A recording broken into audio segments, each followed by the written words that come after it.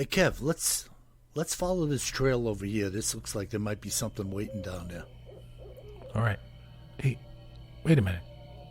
Do you hear that? Yeah, I thought it was just me. What the heck is that? I don't know what that is. Whoa, do you smell that too?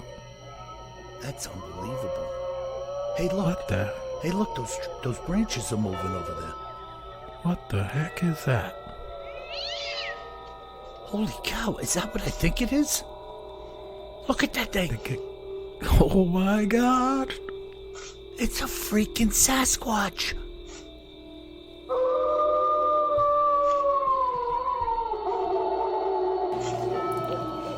Welcome to the Bigfoot Terror in the Woods Sightings and Encounters podcast. My name is W.J. Sheehan, your host and author of the series Bigfoot Terror in the Woods Sightings and Encounters. 12 volumes. Count them, folks. 12. Available in paperback, ebook, and audio format at Amazon and Audible. iTunes as well. I don't know many people that use iTunes, but you can get them at iTunes as well. So please go out, get a couple of copies, show a little support for the effort. And now, may I introduce you to my brother and co-host, KJ Sheehan. Kev, how are you? I'm doing all right, Bill. It's 4th of July in the rearview mirror now. We had a lot of rain today, but we had a good 4th of July and a good 4th of July week out here in North Carolina. Nice. You know, I have to tell you, Kev, not to change the subject so quickly, but our field reporter, Rick, is denying the Fox Mulder connection. Oh, that's good to know. You know, so I guess we'll have to leave it at that. But interesting how we were both suspicious of the same individual. Well, Fox is definitely a prolific contributor. Yes. We like with the good Fox stuff, too. You know, not just frequency, but good tips. Yeah, whoever the Fox is. Maybe he does work, for the government in some UAP setting. Maybe he used to work for Travis. Nah, I think he's probably a clammer out in Peconic Bay. You don't think he worked for Travis? Nah. I thought all these people were crazy when I showed up here, and then now I see UAPs all the time. I don't know what that thing is. I love when he says that. Well, what are they looking at? Now, why are they here? We love Travis on Skinwalker Ranch. Yeah, he does get that wild kind of ornery voice to him when he gets excited, Yeah, I got to get down a couple of his definite expressions to add to my imitation. Yeah. I love that guy. Yeah, he's good. And the Skinwalker Rides On and the after Skinwalker thing, I can't think of the name of it now. Beyond Skinwalker. Beyond Skinwalker Ranch. That is also intense. There's a lot going on out there, man. A lot going on, yeah. I haven't been as faithful to Beyond Skinwalker for whatever reason. Just traveling too much, I guess. But Skinwalker this season is really good. Yeah, and they had that sheriff on. You remember that big burly sheriff they had on a few years ago interviewing him about cattle mutilation? Yeah. And, they had him on again. And if you believe it, and I do, he said that, he wasn't completely forthright in the first interview. In other words, he withheld a little. And just briefly, when he got the phone call from the rancher who had it before Bigelow, he went over there based on this man calling for him. Like, I got to show you something. This is really weird. So he comes over in the office of Deputy Sheriff in a car by himself. They walk out in the field. He's looking at the cattle. And the entire bony structure from the neck, a part of the shoulder, I think he said, and the skull was taken out. And the skin was just left there like a sack, like a balloon with the air out of it. No skull. Yeah. And no blood. The same no blood scenario. Nothing dripping on the ground, nothing anywhere. And then he said this. There was the remains of what he called an alien craft, including a long sheet of some type of metal material. Now, he's there with the farm owner, that when they kind of folded it up, it sprung back to shape. Where have we heard that before? Can you say Roswell? And the craft, what was there, was about 5 feet wide, 12 feet long, and it tapered to kind of like a point or like a arrowhead on either end. So, and when they asked him what happened to the metal and stuff, he said, basically he said, I don't know, I wasn't there for the cleanup. He said, I just came, on the behest of the rancher, and this is what was before me, this cow and the remains of this ship of some kind. He called it an alien aircraft. So, Weird. Yeah. And what do you say about that? I mean, it's like seeing Bigfoot, right? It was a Bigfoot. It wasn't a unicycle. It wasn't an old Volkswagen. It wasn't the carcass of a 48 Yeah, I mean, the only knucklehead. thing with that wreckage, like it's kind of, it could be an Air Force craft. I'm not saying it was, but, it's hard to say it was a UFO, an alien craft. Like, who the heck knows, Yeah, this is what he said, Yeah. So, just a circus of the weird over there and the bizarre. There's so much weirdness, high strangeness going on in that entire region. Even as the beyond Skinwalker folks kind of go north a little bit. Yeah. The whole area is just rife with No, weirdness. it's absolutely weird place. There's something going on there for sure. Yeah. Again, I was skeptical when I showed up, but there's weird stuff every time we're here. That's it, man. Travis Taylor. And guys, if you think Kevin's stretching it, listen to the show. Yeah. Yes. If you think he's stretching it or making fun of people from I'm not making fun of him. I love the guy. I think he's brilliant. Yeah. No, but people are weird, Kev. Like, yeah. But he's super excited about it, which is great. I appreciate it. Yeah. No, it's great. It really is. All of the different characters make the show, Yeah, he's my favorite, though. He's just... So what do we have in our cryptids in the news and other oddities? Yeah, so this week, Bill, we have an interesting account that was just in the news of a possible Bigfoot sighting. A couple of our listeners wrote in about it, too, but I was on it before they wrote in, but I love the fact that you tipped me off to it in case I missed it. Yeah. But before I go there, I want to talk about something else that I came across while I was reading and listening to a totally unrelated, non-cryptid podcast called Stuff You Should Know. And our friends at Stuff You Should Know did an episode on whistling, kind of the origins of whistling, just general whistling, right? Not Bigfoot whistling. And I thought it was pretty interesting where they did some research into the history of whistling, et cetera, and all the research around it.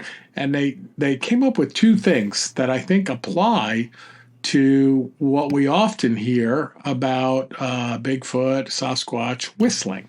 Okay. And those 2 points are, one, that if you think about whistling to communicate with one another as a creature compared to speaking words, it's much less complex. It involves much less muscle control to whistle, even at different tones, than speaking. And it requires much less intelligence than speaking, but it can still be an effective means of communication. So, think of like a bird communicating with whistling. Yeah, I was just thinking of that. The birds chirping a little different once, twice, 3 times. Obviously, that means something to them. It means something to them. And so that's point one, which I think is interesting, that, it is an alternative way to communicate that requires less brain capacity and less muscular development and muscular control, right? So hold on to that. And then you can effectively communicate with whistling at a much greater distance than yelling or talking. So they did research that said if you're yelling to one another, you're limited by about 100 meters.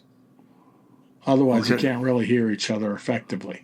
But if you use whistling, it can be good up to about 550 meters. So more than 5 times as far. Wow, that far? Yeah.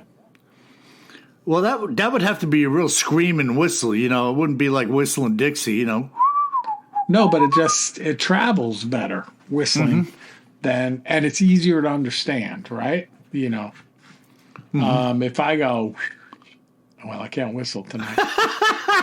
That ain't going 1,500 meters. Yeah, but I mean, if I go, that's easier for you to discern if I told you what that whistle meant than if I was saying, hey, I got food over here. You'd be like, what do you have over there? Right. Combinations of whistles would be like semaphore. Yeah.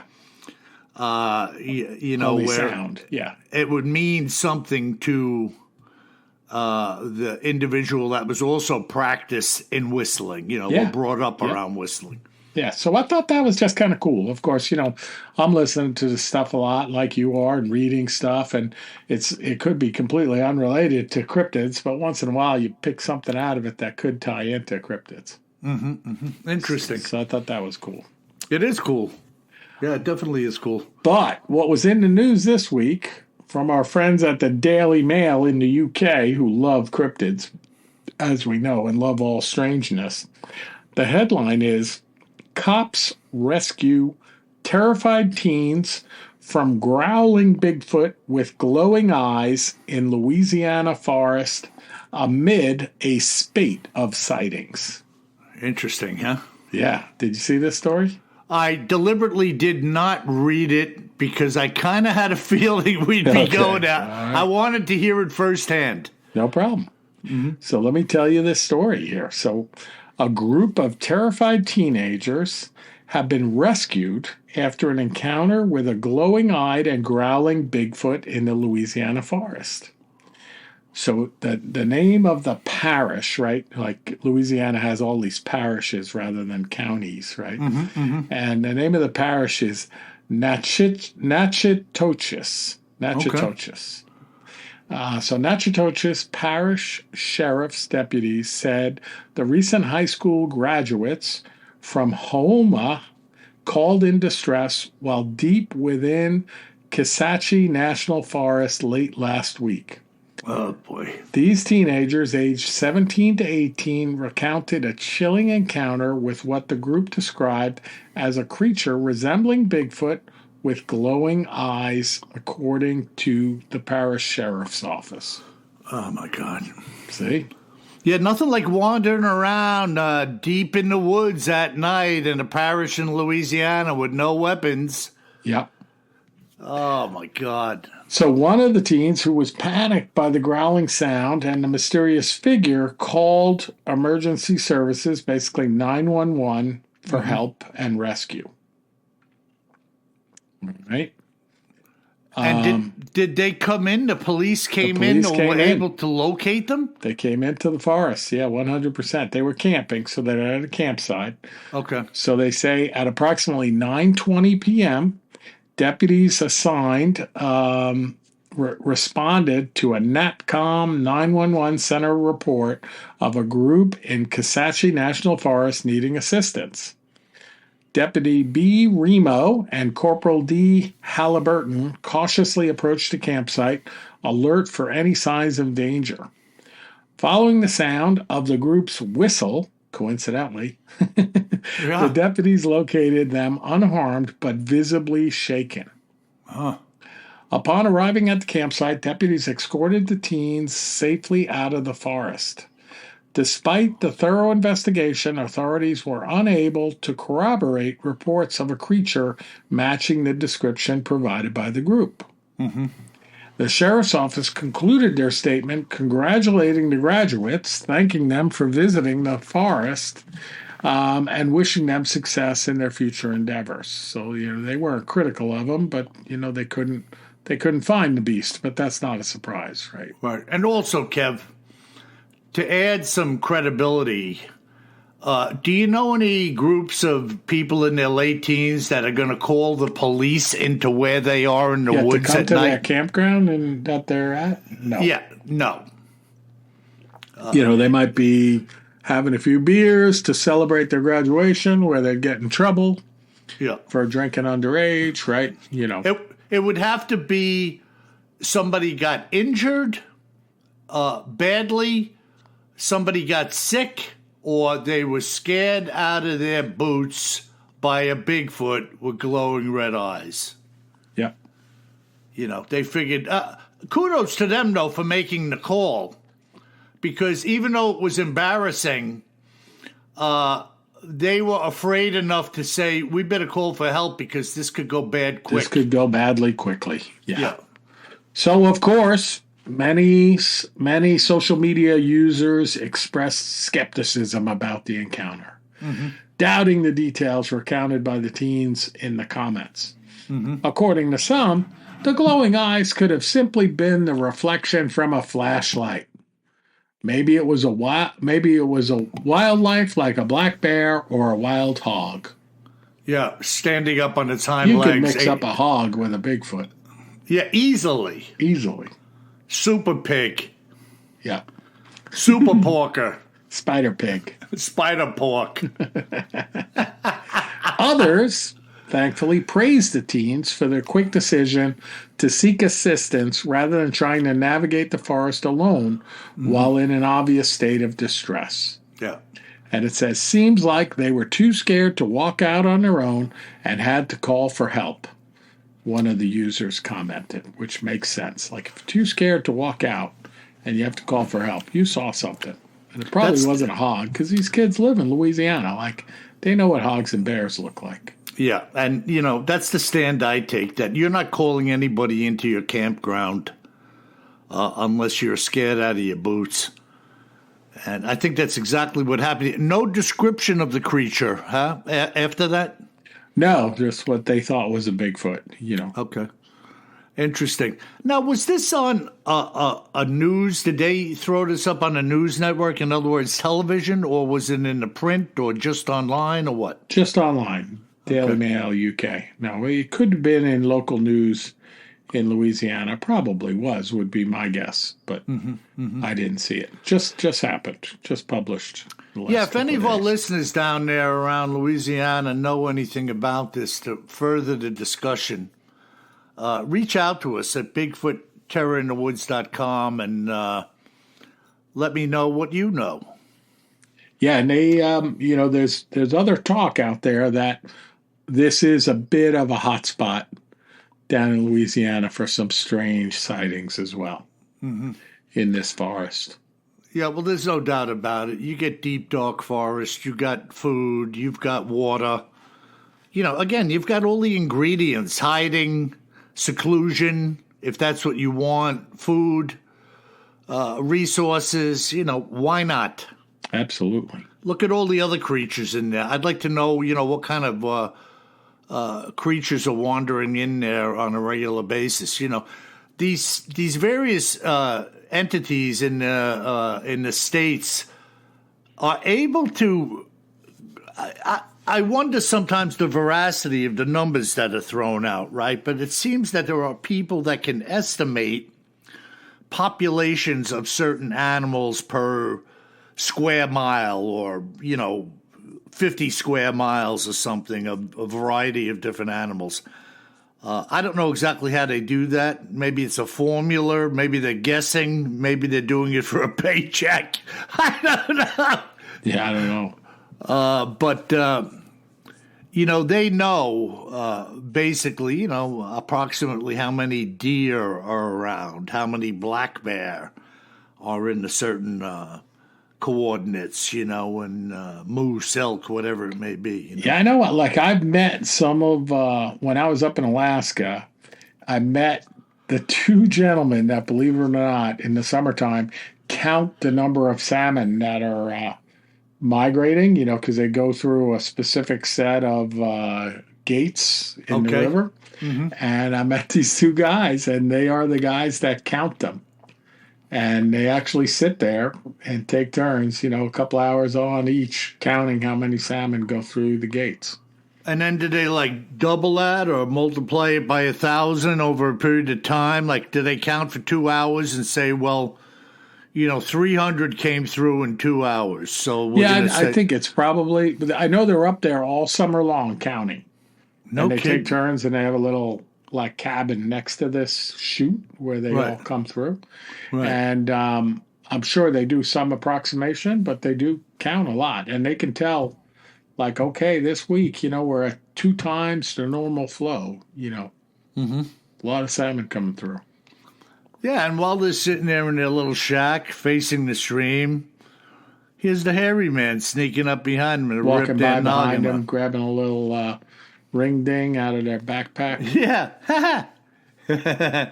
Grabbing their picnic basket. Hey. Hey. Hey, Yogi. Got any picnic baskets? Oh, man. Well, that's interesting. And that's live time, as we say. That's what's happening that we know about. Absolutely. Think of how many other things have gone on in recent months that nobody has heard about. Yep. So it's interesting, that came out. And I don't think that's some type of farce kind of thing either. I don't think they just posted that as a goof. No, I don't think so. Yeah. And listen, hey, young people, if by chance you're listening to our podcast and you were one of those people in that parish in the woods, contact me. I want to know what you know. I want to see what you saw. So give us a call. Drop us a dime, BigfootTerrorInTheWoods.com, and let's have a conversation. Wouldn't it be great if one of the young people's listening, they're like, let's contact this guy. I love it, Bill. All right. We can only hope. Yeah. Is that it? That's it. That was awesome. I like that little ditty on whistling, too. Yeah, I was thinking about it. I was listening to it a couple of days ago. Kind of interesting, stuff you should know. It's good. It's a good, fun podcast. Yeah, no, interesting. Yeah. And, hey, listen, I'm going to do something really weird here before I get into this account. Guys, I used to play some guitar, and I put it down for a long time. And a few weeks ago, I broke my old guitar out of mothballs, and I'm kind of starting from scratch again, just kind of getting warmed up and limbered up and calloused up and get my mind in the game. But are you going to play us a Bigfoot song? No, not at all. But if any of our listeners are schooled in slide guitar, I'd like to talk to you, and I'd also like to know what kind of literature you're recommending. I've been looking around on YouTube, and I haven't really found anything that interesting. A lot of guys just talking smack, but they're not really schooling you. I'm talking about some lessons, something I could follow, something I could sink my teeth into. So if you know anything about slide, why don't you slide on over to our website? All right. BigfootTerrorInTheWoods.com. Contact us. That's it. Now, this following incredible account was told to me by a guy named Frederick Bix, a modern-day mountaineer and outdoorsman. And this is what Fred had to say about his findings. In 1994, I had purchased a copy of former President Theodore Roosevelt's book, The Wilderness Hunter, in which there is a detailed account of a Mr. Bowman, who in his youth was a trapper and had quite an experience with a Bigfoot with his partner, which he apparently had shared with Mr. Roosevelt. This book was originally published in 1893, and I would highly recommend it to anyone who's an enthusiast of the outdoors and in particular Bigfoot. Now, for those of your readers or listeners who are of the mindset that everyone is lying about Bigfoot, I don't believe it will make a difference. The same being true of what I'm about to share with you. Suffice to say, Roosevelt was so stirred by what Bowman had to say, and more than likely knew him to be a man of great character, he placed his account between the covers of his own book. According to the account, Bowman and his partner were trapping in the mountains, which divided the Salmon River from the head of the Wisdom River when the encounter had begun. Now, I'm not about to recount Bowman's story. You can read it for yourself. What I am going to do is tell you about what I did, as well as what I found after having read the book. Having spent years of my own life doing the very things which Roosevelt and or Bowman had done, and had never seen a Bigfoot, I decided if these creatures lived there then, they would be living there now, as do bears and everything else in that region. Unless, of course, they had died off as a species, and it was my opinion that they would be there and I could find them if I did my due diligence, and I would. What are you getting out of this so far, Kev? He's setting us up. That's pretty interesting. So as Roosevelt recounted Bowman's testimonial about what had occurred regarding the Bigfoot, the events surrounding it were multifaceted, with many things having occurred both in and around their campsite and the area in which they were trapping. So I decided that I would reproduce as many aspects of his own account that I could, and so that is exactly what I did. For 3 years in a row, I had spent 2 weeks at a time in this very same area. Although I wasn't trapping, I had been baiting with fresh fish from the rivers and apples, which I had brought along on each occasion. Having begun this quest in 1996, it was in 99 that the evidence began to unfold, and truth be told, I'm glad that I'm alive to tell you about it. Had I known then what I do now, I would have never gone there, especially on my own. I should also mention that in each of the previous 2 years, I hadn't heard nor seen anything that I would attribute to being a Bigfoot in any way, shape, or form.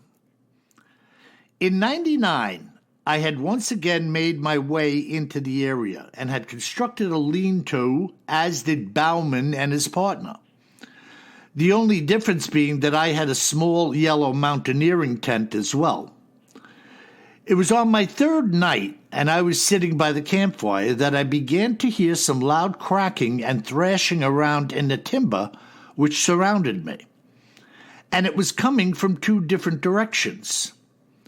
The volume and ferocity of the noises which I was hearing was such as I had never heard before in all my days hunting in the wilderness, and it was certainly nothing that I'd attribute to the behavior of a grizzly.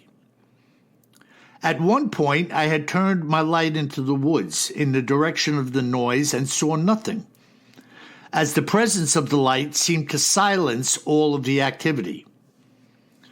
I sat awake by the fire with my rifle the entire night, and in the morning I awoke, having dozed off probably late in the night, and I began to search the surrounding woods for evidence of what I had heard that night, finding numerous areas both to the north and south of my encampment where large limbs had been snapped from trees and been strewn about the forest floor, with the freshness of the breaks being more than evident.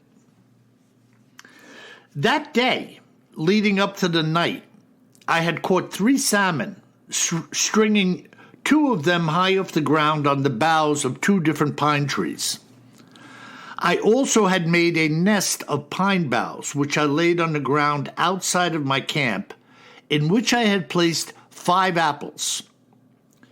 It was about 2 a.m. that night, while once again sitting by the fire, that a hideous stench began to envelop my campsite. And yet I heard nothing, not even a peep. In the morning, having arisen from my sleep and having had a good breakfast, I went to survey the sites where I had placed the baits during the night, and the fish as well as the apples were gone. Both salmon had been taken down, including the twine which held them, and all 5 of the apples were removed from this makeshift nest. During that day, I had once again gone down by the river in hopes of catching a few more salmon, which I did. And having been gone for several hours, I returned to the camp, only to see upon entering the camp that my lean-to had been torn apart. The same thing apparently having happened to Bowman in Roosevelt's account. The logs and boughs from which I had constructed it were thrown around the entire area, in what I can only say was an act of violence on the part of whatever had done it. Some of the logs having been thrown as far as, say, 75 feet or more outside of the encampment, with all of this having been done during a beautiful day while I was away from the camp fishing. That night, I decided not to place the enticements out as I had the previous night. And in hindsight, this proved out to be a near-fatal mistake on my part. The truth be told, I should have hightailed it out of that area that morning, but curiosity had gotten the best of me, and I stayed. It was close to midnight when the branch cracking had begun. Having first heard it in the location where the salmon had been hung the night before, and then, believe it or not, in the place where the apples had been placed. I was now convinced that whatever it was had returned for their spoils and were not happy. Suddenly, I began to hear what I will describe as loud grunting coming from several directions, followed by large pieces of branches and rotten logs being hurled into my camp, with one of the logs landing directly into my fire pit, sending burning embers flying. This was followed by what sounded like a frenzy of activity, being limbs breaking, bushes rustling, like a war party had been started around me. I stood to my feet with my rifle in hand, circling in one direction and then the other, expecting an attack at any time, when suddenly a roar such as could not be imagined erupted in the woods next to me. So loud was the roar, and so intense that I thought it would literally tear my clothes from my body. It hurt my ears, and my flesh was quivering as it went on and on for some 20 seconds or so. As the roar abated, the woods became deathly silent, with not so much as a crunch being heard by me, and I stood my ground. I now realized I had relieved myself in my pants, a fact that I was unaware of until the roar stopped. And I heard nothing more until the sun began to rise. No footsteps, no breaking branches, nothing. It was all over. As soon as I could see, I put together my bedroll, packed a tent, and exited the area as fast and carefully as I could. Although I had not set eyes on a Bigfoot, suffice to say, I had proven, at the very least in my own mind, that these things are real and they are not to be trifled with by anyone or anything. I don't know how I avoided being killed that night in the woods, which I'm convinced they easily could have done had that been their intent. And if you ask me if Bigfoot is real, my answer is emphatically yes. What do you think of that, Kim? Pretty wild. Another one of these characters that decided to go into the lion's den and see if he could get any proof for himself. Now, where was he? Well, in Bowman's account, he was by the fork of the Salmon and Wisdom Rivers. Okay. Now, where is that? Is That's that in like Wyoming or something? Or? That's a good question. I don't know the state Okay. off the top of my head. All right. But he's one of these brave souls or stupid souls that decided, to do a little investigating. And his opinion at the end was, I'm lucky I got out alive, even though I didn't see nothing. Thank God I didn't see it. And you remember a few weeks ago, Kev, we were talking about that fella, the oil drilling wildcat or whatever he was, that shared with us the up close and personal effect of a bull elephant in Africa going off next to you. Oh, yeah. And he said, if you've never experienced that, it's impossible to describe it. But when you're there, it basically could knock you down. It's just like so loud and so bellowing that there's nothing to compare it to. Like, this is why you hear people talking about the firehouse whistle, the train horn, things that we know to be excessively loud in our life. Yeah, the train whistle is not whistle, but diesel train horn, Yeah. I mean, if you're up close to one of them in the rail yard, even going by here, they go by here, they're probably 5 or 6 miles away, but I hear them loud and clear at night. Oh, yeah. So, and this is apparently what it's like when you're in close quarters with a Bigfoot that is screaming or hooting or howling. I mean, they're loud. Yeah. So this is nothing new, but it's just, reinforces different points that many have made about their own encounters, Interesting, huh, Kev? 100%. Now, somebody had reached out and was talking about not being able to find... Yeah, I actually have that as a letter this week, Bill. Yeah, not being able to find the Goblin account. I mean, it's in there.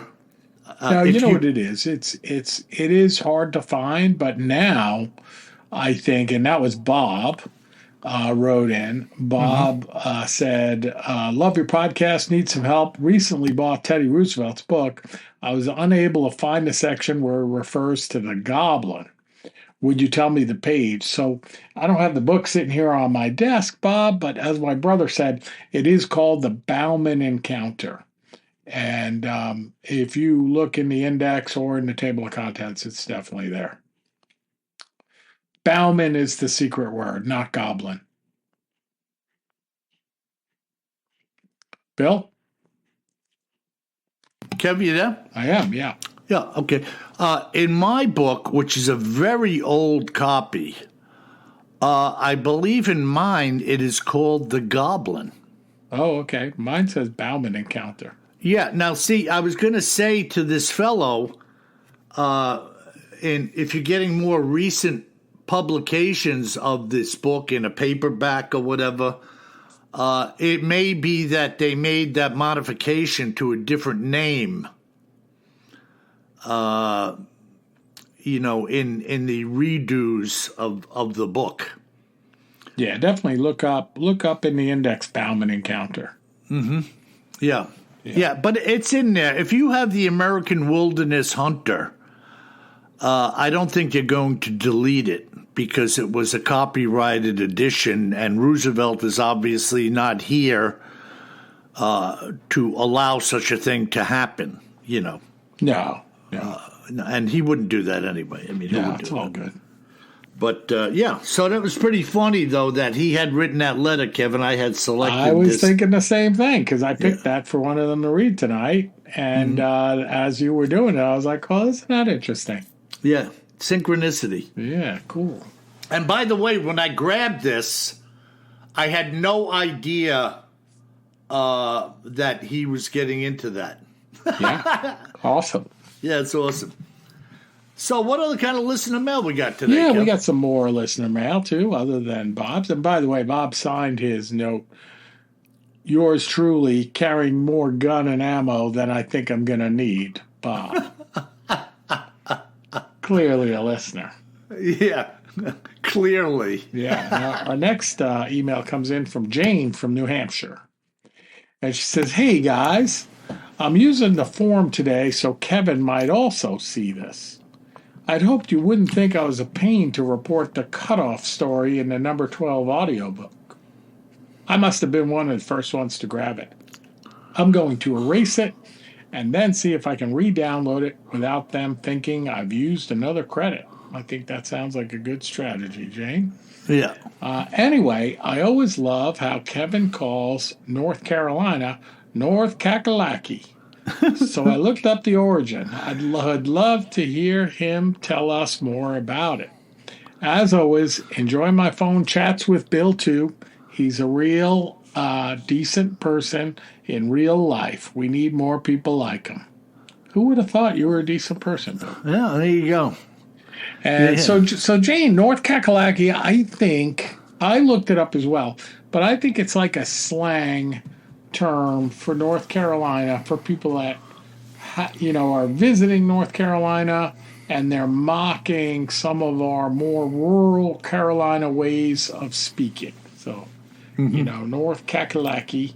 And then I also read that there is a cappella gospel down these parts that talks about a rhythm or covers a rhythmic chant called Clankalenka from the 1930s in American Southern gospel songs. May also be a connection, but I think it's more just like, hey, it's North Kakalaki.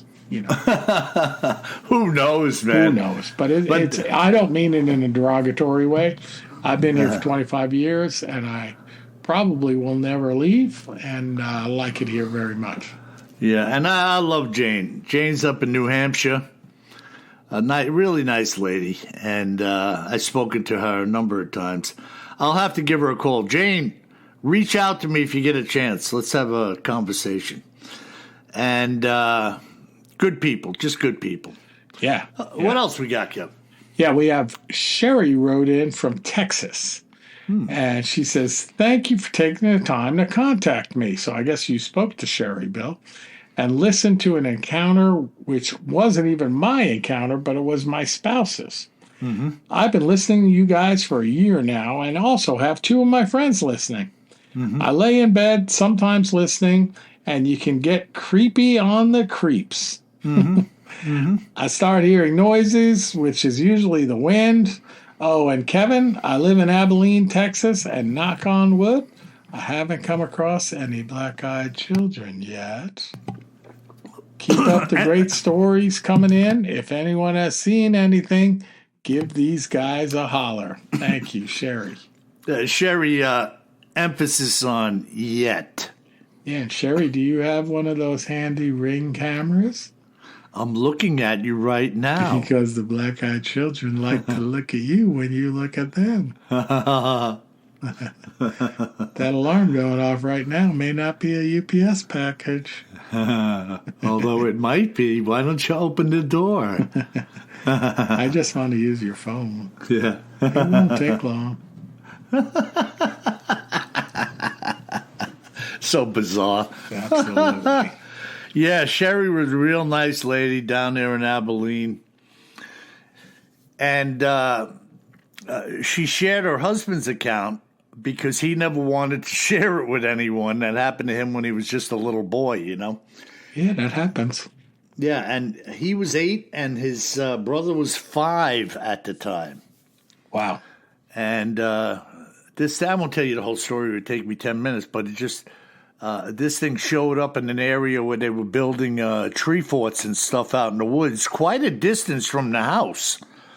And they from the trailer, as a matter of fact, and they were quite a bit. They were out there in the sticks, man. Yeah. And I said to Sherry that, I can't believe the people would allow the kids in that area. I mean, Kev, this was not here in Suffolk County in Long Island. You're out in the woods with there's freaking bears and moose and big cats.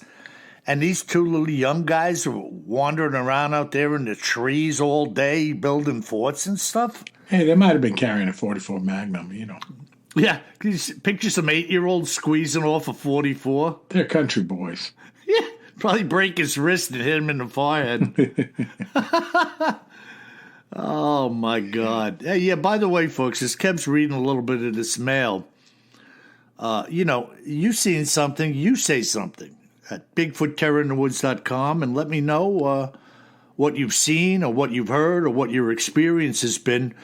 And by the way, we don't read all of the emails. No way. We can't. Yeah, Kev just spots a few of them here and there, whatever his system is, and we apologize. Don't be offended. No, I have a huge wheel here. It's about 15 foot in diameter. I hang all of them on it, and then I spin it, and while it's spinning, I throw a dart at it.